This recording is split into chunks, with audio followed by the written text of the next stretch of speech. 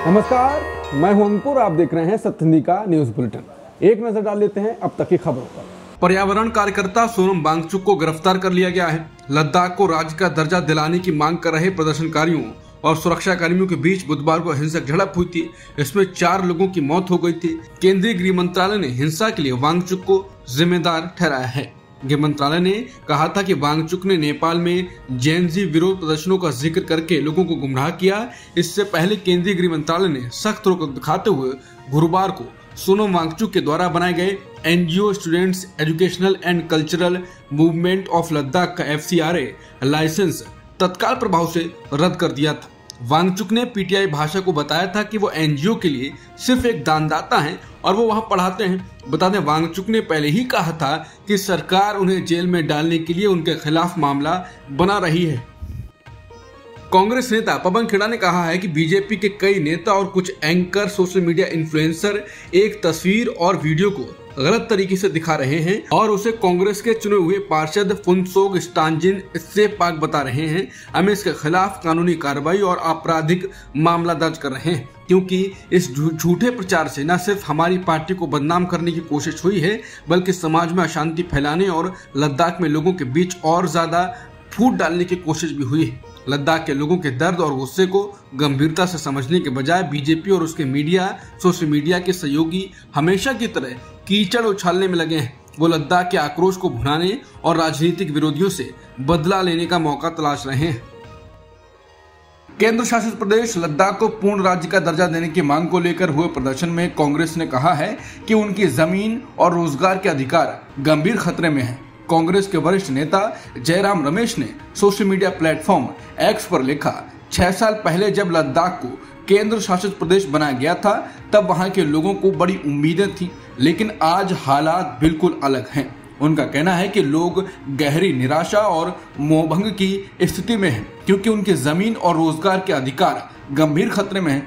कांग्रेस नेता ने कहा कि लाइन ऑफ एक्चुअल कंट्रोल पर चीन की ओर से यथास्थिति का एक तरफा उल्लंघन और प्रधानमंत्री द्वारा 19 जून 2020 को चीन को दी गई क्लीन चिट ने भारी अनिश्चितता पैदा कर दी है।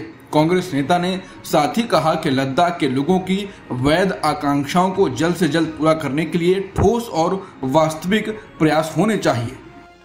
राहुल गांधी ने आज कहा कि आज बीजेपी का दूसरा नाम है पेपर चोर।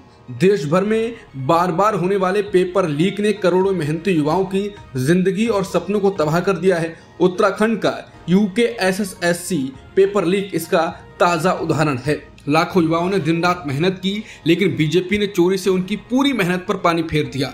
हम लगातार मांग कर रहे हैं कि पेपर लीक रोकने के लिए मजबूत और पारदर्शी सिस्टम बनाया जाए, लेकिन मोदी सरकार इस पर आंखें मूंद कर बैठी है, क्योंकि उन्हें युवाओं की बेरोजगारी की नहीं बल्कि अपनी सत्ता की चिंता है। बेरोजगारी आज देश की सबसे बड़ी समस्या है और ये सीधे तौर पर वोट चोरी से जुड़ी है।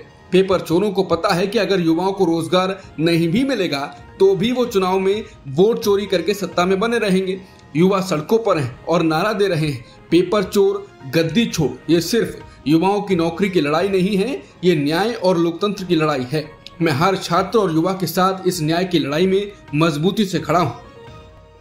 बिहार चुनाव की तारीखों के ऐलान से पहले सभी राजनीतिक दलों के नेताओं ने जनता को लुभाने के लिए दावे और वादे करने शुरू कर दिए हैं। इसी बीच कांग्रेस महासचिव प्रियंका गांधी ने शुक्रवार को पटना के सदाकत आश्रम में आयोजित महिला संवाद में महिलाओं को संबोधित करते हुए कई वादे किए।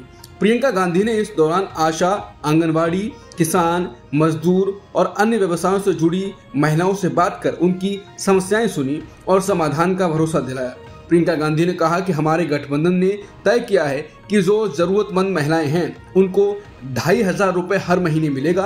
आपके मानदेय की बात हम सब अच्छी तरह से समझ रहे हैं और आपके मानदेय और सम्मान को बढ़ाने के लिए हम हर काम करेंगे।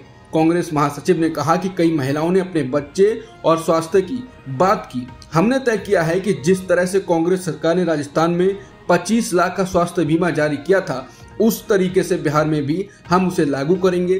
प्रियंका गांधी ने कहा कि इसका मतलब है कि 25 लाख रुपए तक कोई भी स्वास्थ्य सुविधा, चाहे वो सर्जरी, दवा या फिर कोई और, वो आपको मुफ्त में मिलेगी। उन्होंने कहा कि ये स्वास्थ्य बीमा इसलिए है कि आपको अपने बच्चों और परिजनों के स्वास्थ्य के लिए संघर्ष नहीं करना पड़ेगा। प्रियंका ने इसके साथ ही कहा कि हमने ये भी तय किया है कि भूमिहीन परिवारों को 3.5 डिसमल जमीन दिलवाएंगे। साथ ही इस जमीन का मालिकाना हक महिलाओं को दिया जाएगा ताकि जमीन आपके नाम हो और जमीन आपकी हो। कांग्रेस महासचिव ने कहा, यह आपकी शक्ति और सम्मान है जिसे हम पहचान और समझ रहे हैं। पीएम मोदी ने बिहार चुनाव से ठीक पहले शुक्रवार को राष्ट्रीय जनता दल पर निशाना साधते हुए कहा कि जब लालटेन का राज था तब बिहार में बहुत भ्रष्टाचार था। उन्होंने इस दौरान मुख्यमंत्री महिला रोजगार योजना के तहत बिहार की 75 लाख महिलाओं को बड़ी सौगात दी। बिहार की इन महिलाओं के खातों में 10-10 हजार रुपए भेजे गए। पीएम मोदी ने कहा कि नवरात्रि के इन पावन दिनों में आज मुझे बिहार की नारी शक्ति के साथ उनकी खुशियों में शामिल होने का अवसर मिला। पीएम ने कहा कि आज से मुख्यमंत्री महिला रोजगार योजना शुरू की जा रही है। इस योजना से अब तक 75 लाख बहनें जुड़ चुकी हैं। अभी एक साथ इन सभी 75 लाख बहनों के बैंक अकाउंट में 10-10 हजार रुपए भेजे गए हैं। प्रियंका गांधी ने मोदी द्वारा महिलाओं के खाते में 10 हजार रुपए भेजने पर कहा कि बिहार में चुनाव आ रहा है तो महिलाओं को 10 हजार रुपए महीना दिया जा रहा है, लेकिन 20 साल से सरकार में बैठे इन लोगों ने महिलाओं को पैसे क्यों नहीं दिए। आज ये सरकार महिलाओं को 10 हजार रुपए सिर्फ इसलिए दे रही है ताकि चुनावों में महिलाएं बीजेपी को वोट दें। यही इनका मकसद है और नियत है। प्रियंका ने कहा कि सरकार में बैठे लोगों को लगता है कि पैसा देने से महिलाओं के वोट मिल जाएंगे, लेकिन महिलाएं समझदार हैं, जिम्मेदार हैं। महिलाएं चुनावों में अपनी शक्ति दिखाएंगी। बिहार में प्रियंका गांधी ने कहा कि मेरे भाई राहुल गांधी जी ने सामाजिक न्याय के लिए पूरे देश में संघर्ष किया। वो चाहते हैं कि महिलाओं को भी न्याय और सम्मान मिले। आगामी चुनाव में आप लोग अपनी परिस्थितियों को समझें और जो सरकार आपको न्याय और सम्मान दे उसका चुनाव करें। अगर आप न्याय और सम्मान चाहती हैं तो आपको बीजेपी जेडीयू सरकार को हराना पड़ेगा। बिहार विधानसभा चुनाव से पहले तेज प्रताप यादव ने अपनी नई पार्टी लॉन्च कर दी है। उनकी जनशक्ति जनता दल पार्टी को ब्लैक बोर्ड चुनाव चिन्ह मिला है। इसकी जानकारी देते हुए तेज प्रताप यादव ने लिखा कि हम लोग बिहार के संपूर्ण विकास के लिए पूर्ण रूप से समर्पित और तत्पर हैं। हमारा मकसद बिहार में संपूर्ण बदलाव कर एक नई व्यवस्था का नव निर्माण करना है। लोकसभा में नेता प्रतिपक्ष राहुल गांधी को कथित तौर पर सिखों पर भड़काऊ बयान को लेकर इलाहाबाद हाईकोर्ट से तगड़ा झटका लगा। इलाहाबाद हाईकोर्ट ने राहुल गांधी की उस याचिका को खारिज कर दिया जो एमपी एमएलए कोर्ट द्वारा निगरानी याचिका स्वीकार करने के खिलाफ दायर की गई थी। जस्टिस समीर जैन की सिंगल बेंच ने सभी पक्षों की बहस पूरी होने के बाद 3 सितंबर को फैसला सुरक्षित कर लिया था। राहुल गांधी ने वाराणसी के स्पेशल जज एमपी एमएलए कोर्ट के फैसले के खिलाफ याचिका दाखिल की थी। राहुल गांधी की याचिका खारिज होने के बाद अब वाराणसी की एमपी एमएलए कोर्ट में निगरानी याचिका पर आगे सुनवाई जारी रहेगी।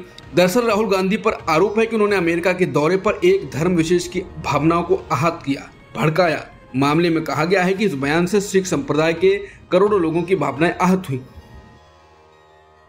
अमेरिका के राष्ट्रपति ट्रंप ने पाकिस्तान के पीएम शहबाज शरीफ और पाकिस्तानी सेना के प्रमुख फील्ड मार्शल आसिम मुनीर से व्हाइट हाउस में मुलाकात की। ओवल ऑफिस में हुई इस बैठक में अमेरिकी उपराष्ट्रपति जेडी वेंस और विदेश मंत्री मार्को रूबियो भी शामिल हुए। इससे पहले news agency associated press of Pakistan ने बताया था कि अपने कार्यालय में कार्यकारी आदेशों पर हस्ताक्षर समारोह के दौरान पत्रकारों से बात करते हुए ट्रंप ने कहा कि वो जल्द ही ओवल ऑफिस में प्रधानमंत्री शहबाज शरीफ और फील्ड मार्शल आसिम मुनीर से मिलने वाले हैं। एजेंसी के मुताबिक उन्होंने कहा कि वास्तव में हमारे पास एक महान नेता आ रहे हैं। हमारे पास पाकिस्तान के प्रधानमंत्री और फील्ड मार्शल आ रहे हैं। फील्ड मार्शल बहुत शानदार इंसान हैं और प्रधानमंत्री भी। एशिया कप में भारत और पाकिस्तान के बीच 2 तनावपूर्ण मुकाबलों के बाद दोनों पक्षों ने एक दूसरे के खिलाफ शिकायत दर्ज कराई। इसके बीच भारत के कप्तान सूर्य कुमार यादव ने दुबई में सुनवाई के दौरान नॉट गिल्टी का दावा किया। पाकिस्तान क्रिकेट बोर्ड यानी पीसीबी ने अंतर्राष्ट्रीय क्रिकेट काउंसिल यानी आईसीसी से शिकायत की थी कि सूर्य कुमार यादव ने 14 सितंबर को पाकिस्तान के खिलाफ मैच के बाद कुछ विवादित बयान दिए। उन्होंने भारत की 7 विकेट से जीत को देश की सशस्त्र सेनाओं की बहादुरी को समर्पित किया और कहा कि टीम पहलगाम हमले के पीड़ितों के परिवारों के साथ खड़ी है। अब आईसीसी का फैसला शुक्रवार को घोषित किया जाएगा। अमेरिकी राष्ट्रपति डोनाल्ड ट्रंप ने गुरुवार को ब्रांडेड या पेटेंटेड दवाओं के आयात पर 100% टैरिफ लगाने की घोषणा की। ये टैरिफ 1 अक्टूबर 2025 से लागू होगा। अगर कोई कंपनी अमेरिका में फार्मास्यूटिकल मैन्युफैक्चरिंग प्लांट लगा रही है तो उसे इससे छूट रहेगी। ट्रंप ने यह घोषणा अपने ट्रुथ सोशल पोस्ट के माध्यम से की, जिसमें उन्होंने निर्माण को ग्राउंड ब्रेकिंग या अंडर कंस्ट्रक्शन के रूप में परिभाषित किया। ये घोषणा भारतीय दवा उद्योग के लिए बड़ा झटका साबित हो सकती है, क्योंकि अमेरिका भारत की जेनेरिक दवाओं का सबसे बड़ा बाजार है। 2024 में भारत ने अमेरिका को 31,626 करोड़ रुपए मूल्य की फार्मास्यूटिकल उत्पादों का निर्यात किया था, जबकि 2025 की पहली छमाही में यह आंकड़ा लगभग 32,505 करोड़ रुपए तक पहुंच गया। हालांकि टैरिफ मुख्य रूप से ब्रांडेड और पेटेंटेड दवाओं पर केंद्रित है, लेकिन विशेषज्ञों का मानना है कि जटिल जेनेरिक्स और स्पेशलिटी मेडिसिन पर भी नजर रखी जा सकती है। चंडीगढ़ एयर फोर्स स्टेशन में शुक्रवार को भारतीय वायुसेना के मशहूर MiG-21 जेट विमान का विदाई समारोह आयोजित किया गया। ये विमान, जिसे 1960 के दशक में भारतीय वायुसेना में शामिल किया गया था, देश की वायु शक्ति को जेट युग में ले जाने वाला पहला विमान था। 6 दशकों की सेवा के बाद MiG-21 के अंतिम स्क्वाड्रन 23 के विमान, जिन्हें पैंथर्स के नाम से जाना जाता है, आज उसको भव्य समारोह में विदाई दी गई। पंजाबी गायक और अभिनेता दिलजीत दोसांझ को इंटरनेशनल एमी अवार्ड्स 2025 में नामांकन मिला है। उन्हें best performance by an actor category में चुना गया है। ये नामांकन उन्हें इम्तियाज अली की चर्चित फिल्म अमर सिंह चमकीला में शानदार अभिनय के लिए मिला है। इम्तियाज अली के निर्देशन में बनी इस बायोपिक को एक और बड़ी उपलब्धि मिली है। इसे TV movie mini series category में भी नामांकन मिला है। इस तरह भारत की तरफ से यह फिल्म और दिलजीत दोसांझ दोनों इंटरनेशनल मंच पर चमकते दिखाई दे रहे हैं। अब तक की खबरों में इतना ही। बाकी खबरों के लिए बने रहिए सत्य हिंदी के साथ।